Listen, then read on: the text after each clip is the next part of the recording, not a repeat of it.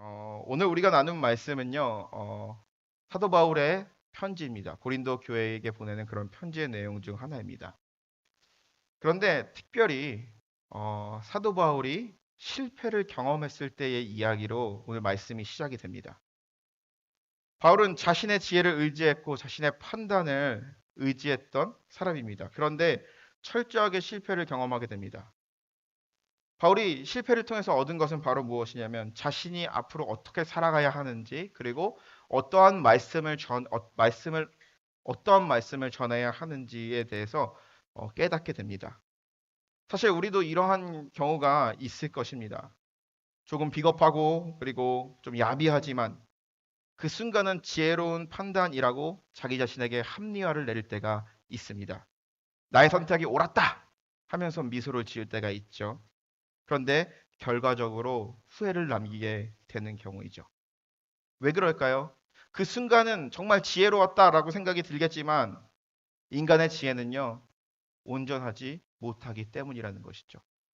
세상의 지혜를 완전히 무시하는 것이 아닙니다. 우리가 지혜라는 것이 있습니다. 그런데 그 지혜 가운데, 지혜를 통한 삶 가운데 그곳에 하나님이 없다라고 하면은 그것은 불완전한 지혜고 인간의 무능력함을 드러낼 수밖에 없는 것이 우리의 삶의 현실이라는 것입니다. 여러분 흥부놀부 이야기 잘 아시죠? 그렇죠? 흥부놀부 이야기가 있는데 이거를 약간 좀 패러디 해가지고 재밌게 구성한 것이 있어가지고 여러분들께 한번 말씀을 얘기를 한번 해드리도록 하겠습니다. 어, 흥부와 놀부가 있었습니다. 놀부는 항상 이 지혜로운 선택을 한다라고 생각하는 사람이겠죠. 그런데 이 흥부와 놀부가요, 같은 날 죽게 됩니다. 그래서 염라대왕 앞에 섰습니다. 그래서 염라대왕은 그 흥부와 놀부를 앞에 두고 이렇게 얘기합니다. 흥부 놀부는 듣거라. 너희 네 앞에 당신들 앞에 여기는 꿀이 들어있는 항아리가 있고 여기는 똥이 들어있는 항아리가 있는데 그 둘 중에 항아리 중에 너희들은 어떤 곳에 들어가겠는고 하면서 이제 염라대왕이 말합니다. 그러자 놀부는요 잽싸게 이렇게 얘기합니다.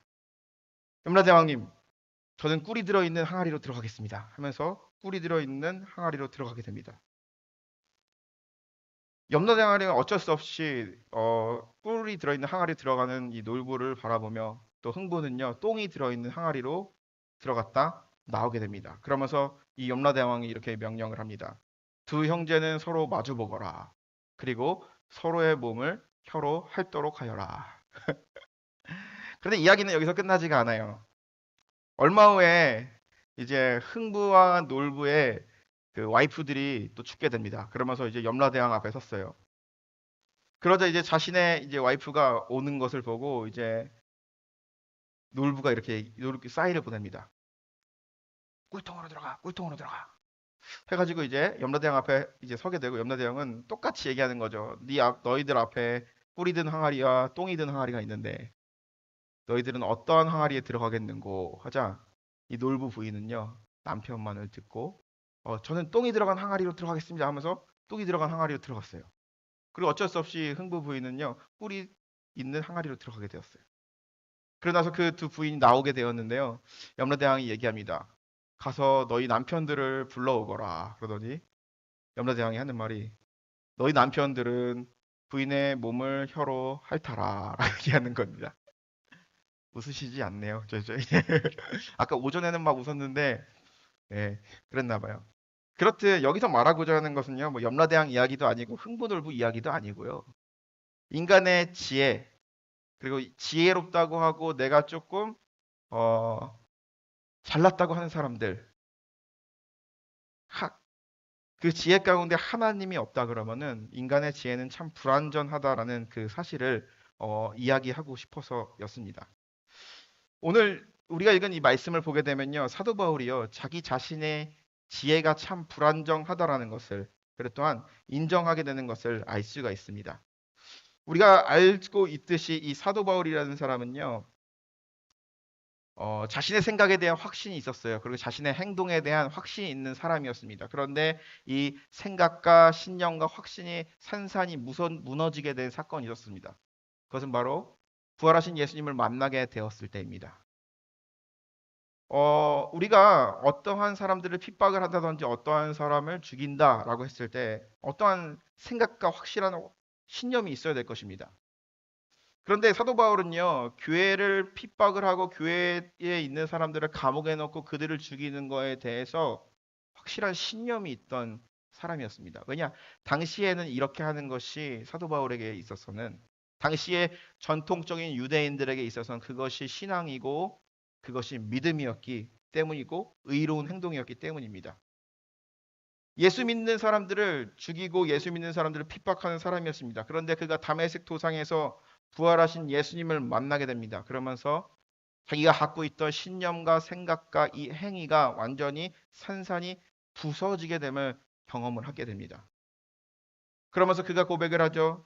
그가 정말 자랑스럽게 생각했던 유대 지파 중에 베냐민 지파의 사람이었다라는 것. 그리고 또한 유대인 중에 유대인이었던 이 바리새파 사람이었다라는 것. 그리고 당시에 로마 시민권을 가지고 있었다라는 것. 확실한 신분과 권리를 가지고 있었던 사람이었는데 이 모든 것을요. 배설물과 같이 여겼다라고 이야기합니다. 그러면서 사도 바울이 변했던 것은 바로 무엇이냐? 자신이 과거에 알고 있었고 믿고 있었던 그러한 것들을 다 내려놓고 이제 예수 그리스도의 복음을 전하기 위하여서 달려가게 됩니다. 많은 사람들에게 복음을 전합니다. 복음을 전했을 때 놀라운 기적이 일어납니다. 그를 비난하던 사람들, 그를 감옥에 가둘러 사람들도요, 예수를 믿게 되고요. 교회가 없는 지역에서 그가 하나님의 말씀을 전했을 때에 많은 사람들, 유대인이나 이방인이나 할 것 없이 예수 그리스도를 믿게 되고 영접하게 되고 그들이 예수 그리스도의 방식대로 살아가겠다고 결단하게 됩니다. 소아시아 지역에 수많은 교회들이 세워지게 됩니다. 열정적으로 그렇게 살아가던 바울이었습니다. 목숨을 내걸고 주를 위해서 살아가던 그 바울이었습니다. 그런데 사도 바울이 이 고린도에 이르기 전에 간 곳이 있습니다. 그곳은 바로 어디냐면은 아덴이라는 곳입니다. 우리가 지금 알고 있는 이 아테네, 고대 이 헬라 문명, 헬레니즘의 이 가장 그 핵심적인 심장과 같은 그런 도시입니다. 이 아덴이라는 것은요, 철학의 중심지입니다. 그렇기 때문에 그는 이렇게 생각했습니다. 자신이 지금까지 배웠던 수사학과 그리고 또한 철학, 웅변술 이런 것들을 이용해서 그들에게 복음을 전한다면 그들이 받아들일 수 있을 것이다라고 생각을 했습니다. 근데 17절에 보면은 사도행전 17장에 보면 아덴 사람들이 어떠한 사람들인지 말하고 있습니다. 그들은 어떤 사람이냐면은 다신론적 신관, 폴리테이즘. 신이 하나만 있는 것이 아니라 모노테이즘. 신이 하나만 있는 것이 아니라 다양한 신들이 공존한다라고 이야기합니다. 그리고서 그들은요, 이렇게 기도한다라고 합니다. 내가 알지 못하는 그 신을 위해서도 기도한다라는 것이죠. 폴리테이즘을 믿는 사람들에게는요, 나타나는 공통점이 하나가 있습니다. 인도에 가게 되면요, 인도가 되게 신들이 많은 신들의 나라라고 하잖아요. 인도의 사람들이 믿는 신들이요, 2억 개의 신들이 존재한다고 합니다. 놀라지도 않네요. 일본에 가게 되면요, 일본도 이제 폴리테이즘의 신관을 가지고 있는데요, 800만 개의 신이 존재한다라고 합니다. 우리도 그렇잖아요. 이런 것으로 보면 이해하면 될 것 같아요. 우리가 한국에 가게 되면요. 이렇게 옛날 어르신들이 이렇게 얘기하잖아요. 문지방에도 신이 있고 그리고 또 어디입니까? 변소에도 가면은 신이 있고 그리고 또 부엌에도 가면은 부엌 신이 있고 이렇게 했듯이 인도나 일본에 가게 되면 모든 것을 의미 부여해서 신화화하고 그것을 섬기는 것이 바로 그들입니다. 그런데 여러 가지 신을 믿으면 믿을수록 그들에게 유익한다라고 생각하는데 그들에겐 두려움이 많아요. 어떤 두려움이냐면 혹시라도 자기가 빼놓은 신에게 자신이 무례하게 했으면 어떡할까라는 것이죠. 여러 가지 신들이 있어서 그들을 위해서 다 예배하고 그들을 위해 그들을 기쁘하기 위해서 종교적인 의식을 치릅니다. 그런데 혹시라도 내가 빼먹은 신이 있다 그러면 그 신이 쉽게 말하면 삐져가지고 나를 공격할까 봐 그것이 그들에게는 참 두려움이었습니다. 그렇기 때문에 다양한 신을 믿는 사람들, 속히 말하면 무속 신앙에 빠져 있는 사람들은요, 이러한 두려움을 가지고 있는 것이 현실입니다. 그렇기 때문에 바울은 딱 알고 있었습니다. 아, 이들은 다 신론적인 신관을 가지고 있구나. 그들이 알지 못하는 신들을 위해서도 기도하고 있네. 그렇다면은 이들에게 그들이 알지 못하는 신, 유일한 신이신 하나님을 소개해야겠다라고 생각했습니다. 나름대로 그의 생각과 그리고 또 그의 전략적으로 그가 가지고 있는 지식과 지혜와 웅변술과 수사학을 총 동원해가지고 아덴에서 철학자들이 모여있는 광장 아레오바고에서 하나님에 대해서 이야기하기 시작합니다. 그런데 결과는 어떻게 됐죠? 어떠한 누구도 전도하지 못했어요. 어떠한 누구도 이 복음을 받아들이는 사람들이 없었다라는 겁니다. 어떻게 보면 자신에게 자신이 넘어간 겁니다. 그들이 알지 못하는 신이신 그 하나님에 대해서 이야기하는데 그들은 바울을 향하여서 당신은 궤변을 늘어놓는 사람이다라고 하면서 바울을 조롱하고 하나님을 조롱했다라는 것이죠. 그런데 우리가 사도행전 17장에 보게 되면 바울의 설교가 짤막하게 나와 있습니다. 그런데 그 설교 가운데 내용을 보게 되면요. 정말 이 철학적인 내용들 그리고 또 고상한 표현들 당시의 지식인들이 듣기에 아주 유익하고 그런 표현들을 이용해서 사람들에게 복음을 전했습니다. 하나님을 전했어요. 예수 그리스도를 전했어요. 그런데 어느 누구도 받아들이지 않았다라는 것이죠. 사도 바울은요. 그 순간 자신의 실패에 대해서 이렇게 얘기합니다. 지혜의 아름다운 것으로 전도했으나 철저하게 실패하였다라고 얘기합니다. 열매가 없었던 것이죠. 자신이 가장 자신이 있다라고 생각하는 그리고 또한 자신이 할 수 있다라는 능력을 사용해서 전도하였지만 어떠한 열매도 못했다라는 것이죠. 우리가 이것을 보면서 한 가지 느낄 수가 있는 것입니다. 하나님은요, 사람을 사용하실 때요. 그리고 또 하나님이 일하시는 방식은 어떤 방식이냐면 어떠한 잘하는 사람들을 이용해서 일하지 않습니다.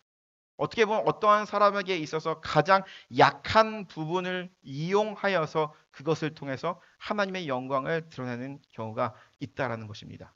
내가 잘하기 때문에 쓰는 것이 아니라 나에게 연약한 부분이지만 하나님께서 함께하여 주셨을 때 그 능력을 발휘하게 된다라는 것이죠. 사도 바울은요, 선한 마음에서 시작했습니다. 그런데 그곳에서 복음을 전할 때, 이 아대에서 전할 때에 그가 전해야 할 핵심적인 메시지를 전하지 못했고요. 어떻게 보면은 자신이 예전에 과거에 배설물과 같이 여겼다라고 하는 그러한 지혜와 지식, 그리고 또 자신이 잘할 수 있는 방법으로 하였는데 철저하게 실패했어요. 그래서 오늘 본문 3절에 보게 되면 얘기하죠. 내가 너희 가운데에 거할 때에 약하고 심히 두려워 떨었노라. 사도 바울은 실패를 경험한 것입니다. 그리고 전도할 용기가 나지 않는 것입니다. 여러분 그렇습니다. 승승장구했어요. 어딜 가나 사도 바울이라는 이름만 들으면 사람들이요. 너무나도 그 사람을 보고 싶어 했어요. 너무나도 만나고 싶어 했고요. 그를 정말 존경하는 사람들이 굉장히 많았어요. 그를 통해서 교회가 세워지고 예수 그리스도의 복음이 전해지고 능력의 역사가 일어나서 병든 자가 고쳐지고 예수 그리스도와 같은 사역이 일어나고 있는 그러한 상황이었는데 이 아덴이라는 곳에서는 철저하게 실패했어요. 이 아덴을 떠나서 사도 바울이 도착한 곳이 바로 어디냐면은 바로 오늘 본문의 배경인 고린도라는 곳이었습니다. 고린도에 갔을 때 그는요 어떻게 보면은 사도로서의 자존감이 철저하게 낮아져 있는 상황이었습니다.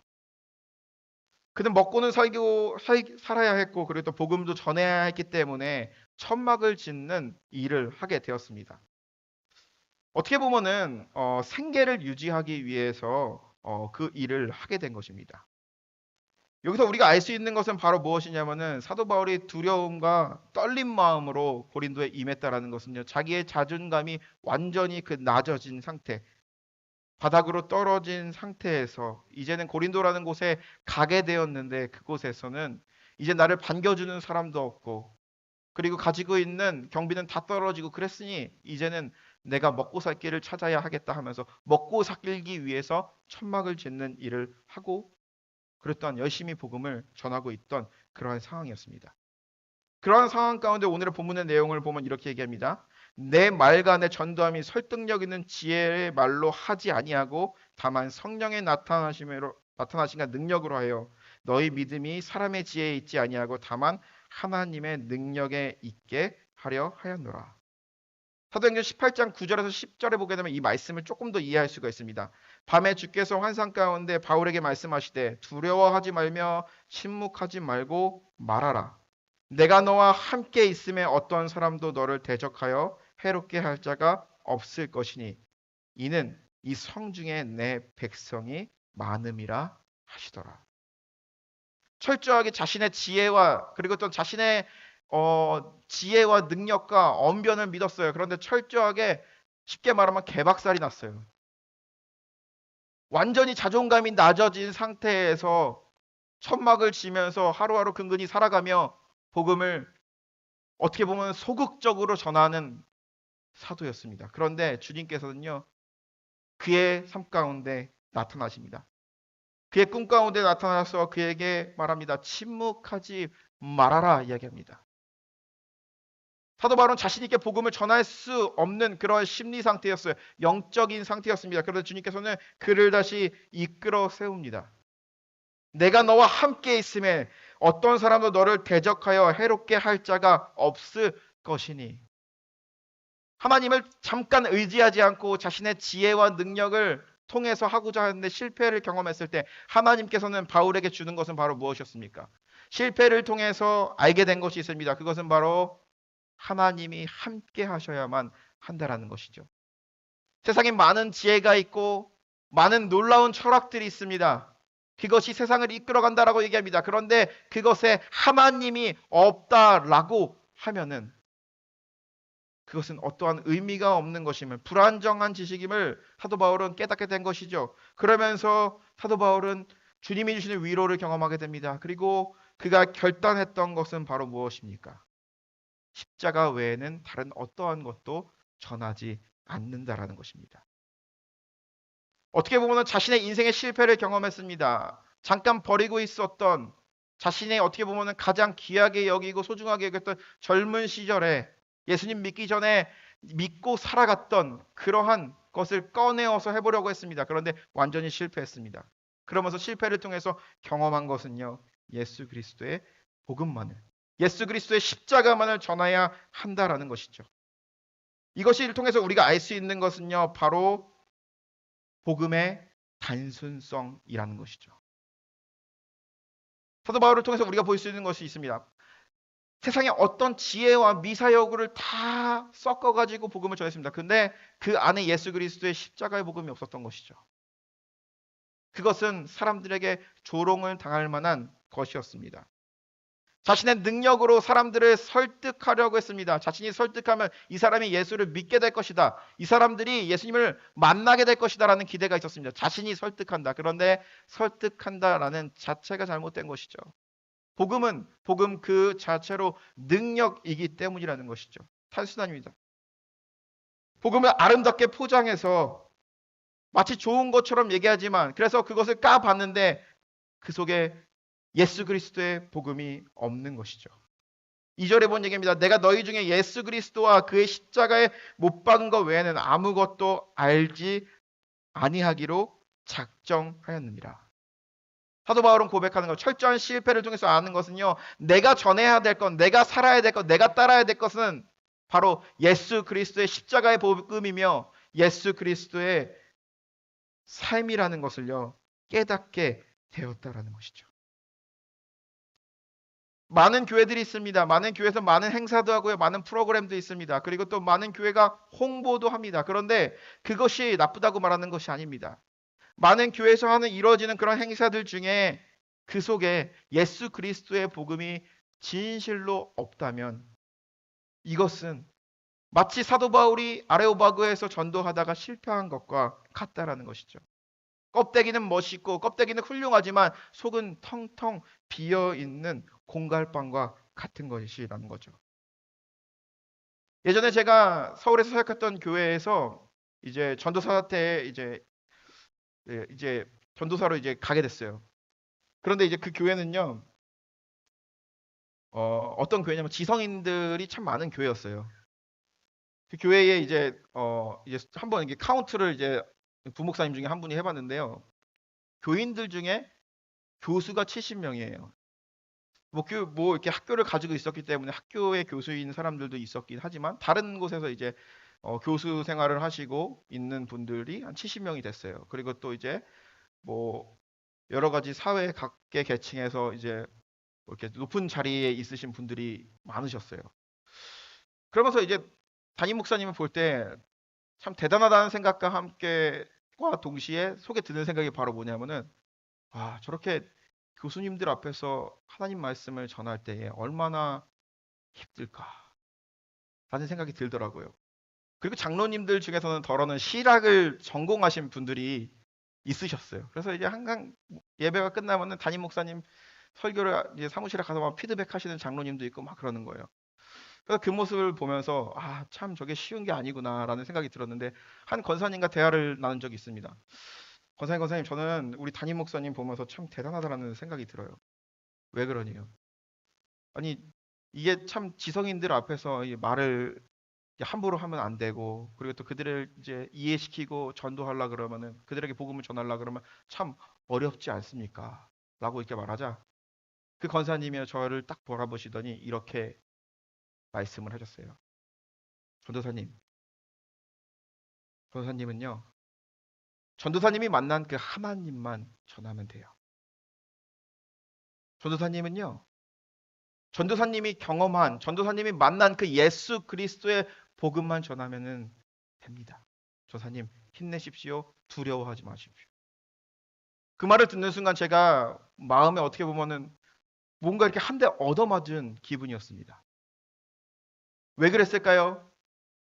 사람들을 생각했을 때 저 사람이 어느 정도 공부를 했고, 저 사람이 뭐 어떠한 삶을 살아갔고, 과거에 뭐 훌륭한 일을 했고, 그것을 바라보게 되면요.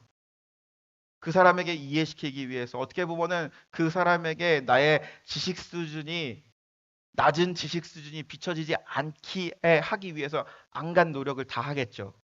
그러면서 전해야 할 복음을 전하지 못하는 것입니다.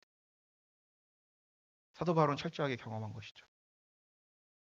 어떻게 보면 그 지성인들에게 복음을 전하라고 했는데 하나님께 집중하며 그가 전해야 될 분명한 메시지를 전하지 못한 것입니다.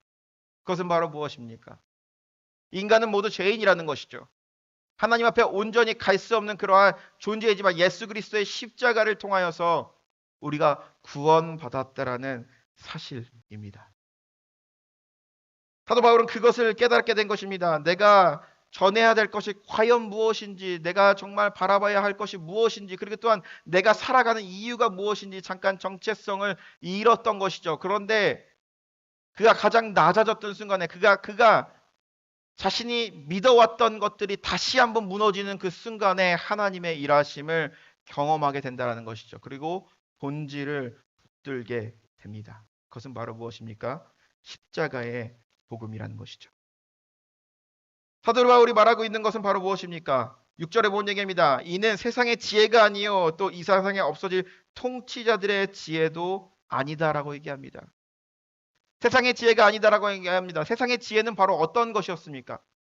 그의 모습 속에서 그의 설교 가운데 아덴에서 나타났던 그의 설교는요. 어떻게 보면 세상의 지혜, 통치자들을 위한 설교였어요. 예수 그리스도를 위한 설교가 아니라 통치자들을 위한 배운 사람들의 지적인 능력을 채워주기 위한 그런 설교였어요. 그런데 그것이 철저하게 부서졌을 때 정말 자신의 선포하는 예수 그리스도의 복음이 없었을 때 완전히 무너진 것을 경험하게 된 것이죠. 그러면은 그러한 어떠한 것도 선할 수 없다라고 이야기했던 것입니다. 어떤 사람이 이발소를 가게 되었습니다. 이발소에 가게 돼서 머리를 자르려고 하는데 저는요 이제 머리 자르러 가면은 이제 그 이발해 주시는 분들이 말을 많이 걸어주는 게 굉장히 좋아요. 근데 어떤 사람이 이제 이발소를 가게 됐어요. 그런데 머리를 자르려고 하는데 이발사 아저씨가 참 말이 많은 사람이었나 봐요. 그러면서 손님 잘 오십시오 하면서 뭐 세상 이야기, 정치 이야기, 경제 이야기 하면서 막 이렇게 얘기를 하기 시작했어요. 근데 머리를 이제 자르는 사람 이제 고객은요. 좀 피곤했는지 눈을 감고 쭉 있었습니다. 그런데 이제 이발사 아저씨가 막 얘기를 하다가 손님, 세상이 이래야 되겠습니까? 라고 하자 그 머리를 이제 자르던 고객이 이렇게 얘기합니다. 아, 선생님 죄송합니다. 제가 잠깐 좀 피곤해가지고 졸아서 선생님이 하신 말씀을 아무것도 듣지 못했어요. 죄송합니다. 그러자 이발사가 화를 내는 거예요. 그러면은 내 얘기를 안 들을 거면 여기 왜 앉아 있습니까? 하면서 도리어 화를 냈다는 것이죠. 뭔가 잘못된 거죠. 이발사는 머리를 잘라야 되죠. 그렇죠? 그런데 자르지 않고 이발 자기 얘기를 들으라고 했으니까. 그렇듯이 마찬가지입니다. 이발사는 머리를 자르러 온 것입니다. 교회는요. 예수 그리스도의 복음이 있어야 되는 것이고 예수 그리스도의 복음이 선포돼야 한다라는 것을 우리는 기억해야 한다라는 것이죠. 세상의 지혜는 바로 무엇입니까? 하나님의 지혜와 그분의 세상의 지혜는요, 바로 어떤 것입니까? 세상이 보기에, 나를 바라보기에, 그랬던 나를 이해하기에 포장된 것들을 의미합니다. 세상에서 보기에, 정말 세상이 보기에 좀 더 낫다라고 보이는 그런 껍데기에 불과하다라는 것이죠. 세상의 지혜를 완전히 부인하는 것이 아닙니다. 세상의 지혜를 말할지라도 그 속에 예수 그리스도의 복음이 없다면, 십자가의 능력이 없다면 그것은 결코 온전할 수 없다라는 것이죠.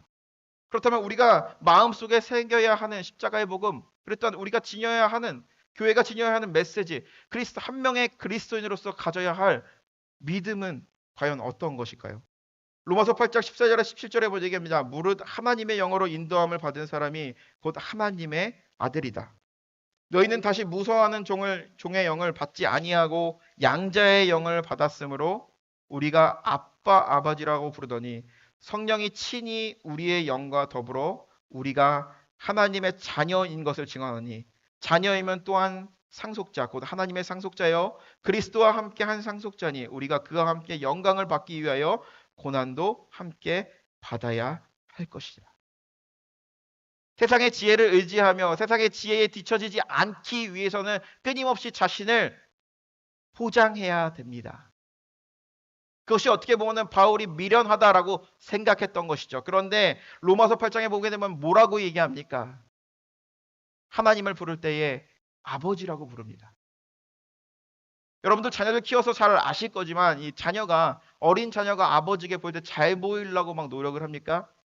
뭔가 필요한 게 있으면 그렇게 하겠죠. 아이스크림이 먹고 싶거나 그러면은 아파트에 와서 뽀뽀도 하고 막 그러겠죠. 그런데 그러지 않아요. 있는 모습 그대로 보입니다. 아빠, 아버지라고 부를 수 있는 것은요. 하나님은요. 우리를 있는 그 모습 그대로 사랑하십니다. 그리고 죄로 인하여서 죽을 수밖에 없는 우리의 인간들을 위해서 대신 죽으시고 우리를 위해서 구원의 문을 열어주시며 양자의 영으로 우리를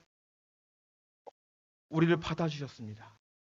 그럼으로써 하나님의 자녀라는 것, 그랬던 예수 그리스도를 통하여서 구원받은 그 하나님의 자녀라는 그것이 우리가 십자가를 바라볼 때에 느껴야 될 가치라는 것이죠. 지난 새벽 시간에 설교했듯이 임마누엘 칸트라는 사람이 이런 얘기를 했습니다. 인간이란 존재는 태어날 때부터 삐뚤어진 나무와 같은 존재이다. 이 말은 바로 무엇이냐면은 우리가 성선설, 인간은 태어나면서부터 선하다. 인간은 태어나면서부터 악하다. 라는 말이 있잖아요. 성선설, 성악설. 그런데 기독교적인 관점에서 봤을 때는요. 성악설이 맞습니다. 아이를 바라봤을 때 그 아이에게 선한 것이 아무것도 너무나도 선한 것만 들어봅니다. 우리 희지는 조금 약아졌는데 희수를 여러분 잠깐 보세요. 그러면은 이 아이가 싱글싱글 웃고 있을 때 그 속에 악한 게 전혀 없어요. 화가 나더라도 마음이 높게 돼요. 그런데 이 아이에게요. 밥만 먹여주고 기저귀만 가려주고 어떠한 훈계와 교육도 하지 않고 가르침도 없이 그냥 맨날 유튜브만 보여줘요. 그럼 이 아이가 어떻게 될까요? 지금처럼 선한 모습으로 성장을 할까요? 창조와 진화를 말하잖아요. 이 죄라는 것은요. 인간의 죄성이라는 것은요. 끊임없이 진화합니다. 우리가 보면 알 수 있잖아요. 어렸을 때는요. 거짓말 하나 한 거 가지고도 이제 가슴이 콩닥콩닥 뛰며 두려워했던 것이 현실인데 지금은 성인이 되어가면서 우리는 거짓말 하는 거, 그랬던 남을 험담하는 거 이런 거 되게 스스럼 없이 하잖아요. 점점 더 커지는 것이 바로 인간의 모습이라는 것이죠. 즉 인간은 태어날 때부터 삐뚤어진 나무였다라는 거죠. 삐뚤어진 나무를 그냥 내버려 두면은 삐뚤어져서 자라다가 결국에는 부러집니다. 그런데 삐뚤어진 나무인 우리를 위하여서 예수 그리스도께서 이 땅에 오셨습니다. 그러면서 하나님께서 우리의 삶 가운데 함께하여 주시고 예수 그리스도를 통해서 이 삐뚤어진 것을 바로 세우셨습니다. 하나님과 저 멀어질 수밖에 없는 그런 인간들이었습니다. 그런데 하나님과 가까워지기 위해서 자녀 삼기 위해서 바로 잡은 것이 바로 예수 그리스도의 십자가의 복음이라는 것이죠. 이것을 우리가 이해하는 것이 아니라 우리가 받아들여야 한다라는 것입니다. 예수 그리스도의 복음은 설득을 하는 것이 아니라 복음 그 자체가 능력이기 때문에 그 능력에 의지하면서 믿음으로 나아갈 때에 우리는 그 능력을 경험하게 된다라는 것이죠. 한 장로님의 간증을 들은 적이 있습니다. 이 장로님은요, 서울대학교를 나왔어요. 서울대학교를 나왔는데 서울대학교를 나와도 IMF 시절에 딱 직장에서 정리해고를 당하고 있는 그 상황에서 그 장로님도요, 뭐 엘리트 교육을 받았는데도 이제 정리해고를 당해서 이제 직장에서 쫓겨났어요. 그러면서 이제 버스를 타고 가면서 이제 어떻게 해야 되나, 집사람에게는 뭐라고 말해야 되나 하면서 이제 집에 가고 있었다고 합니다. 그런데 한 아줌마가 버스에서 이렇게 전도를 했다고 합니다. 야, 아저씨, 교회 다녀요? 교회 안 다니는데요? 아니, 교회도 안 다니고 지금 뭐 하는 거예요? 그러더래요. 근데 이 장로님이요, 그 얘기를 딱 들었을 때 이런 생각이 들더래요. 저 아줌마는 뭔데 나한테 이런 소리를 할까? 하면서 교회에 한번 가봤대요. 그런데 그날 예배를 통해서 인격적인 하나님을 경험하게 됩니다. 복음은 설득이 아닙니다. 복음은 변론이 아니에요. 복음은 그 자체로 능력이라는 것이죠. 우리의 지혜와 우리의 새치 혀로 아무리 미사여구를 사용해서 전한다고 할지라도 하나님께서 그 가운데 함께 하여 주시지 않는다면, 아무리 말을 잘하는 사람이라도, 아무리 설득력이 있는 사람이라도 그것이 받아들여지지 않는 것이죠. 그런데 우리를 위해서 구원하신 그 예수 그리스도의 복음을 우리가 받아들이며 믿음으로 나아갈 때에 우리는 그 능력을 우리의 삶 가운데 경험할 수 있다라는 것이죠. 이것이 바로 세상의 지혜와 다른 것이라는 거죠. 세상의 지혜를 부정하는 것이 아닙니다. 세상에 훌륭한 철학들이 많아요. 그리고 세상에 훌륭한 윤리적인 기준들이 굉장히 많습니다. 윤리적인 삶을 살아가는 사람들도 많습니다. 믿는 사람들보다도 더 믿는 사람들처럼 살아가는 훌륭한 사람들이 굉장히 많습니다. 그런데 그 속에 예수 그리스도의 복음이 없다면, 십자가의 고백이 없다면 그것은 바로 배설물과 같은 것이죠. 온전하지 못한 것이죠. 설교를 준비하면서 재밌는 글을 하나를 보게 되었습니다. 여러분, 어, 제가 이 글을 보면서 그 마취과 의사, 제 친구 마취과 의사한테 이게 사실이냐라고 물어봤는데 정말 사실이라 그러더라고요. 마취제는요, 지금부터 한 150년 전에 개발이 되었다라고 합니다. 그런데 이것을 개발한 사람은 어떤 사람이냐면은 제임스 심프슨이라는 한 산부인과 의사였어요. 이 사람은요, 머리가 굉장히 똑똑한 사람이었습니다. 그래서 14세 때 이제 의과대학에 들어가게 되고, 그리고 산부인과 전문의가 되었습니다. 그런데 그의 마음속에 항상 갖고 있던 고민 중에 하나가 있었습니다. 그것은 바로 무엇이냐면은 사람들을 치유해야 되고, 그렇다 여자들이 아기를 낳아야 되는데 어떻게 안 아프게 할 수 있는 방법이 없을까라는 것이 그에게 있어서 진정한 고민이었다고 합니다. 그런데 어느 날 그가 성경을 읽게 되었다고 합니다. 창세기 2장 21절에서 23절. 제가 읽어드리도록 하겠습니다.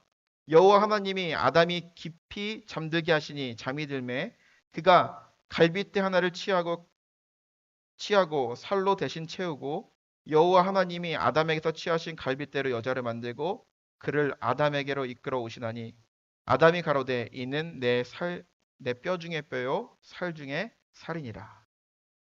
이걸 보면서 뭔가 깨달은 것이 있습니다. 분명히 하나님께서 아담에게서 갈빗대를 꺼내실 때에 엄청난 수술이고 엄청난 고통이 있었을 텐데 성경에는 아프다고 증언한 게 없다라는 것이죠.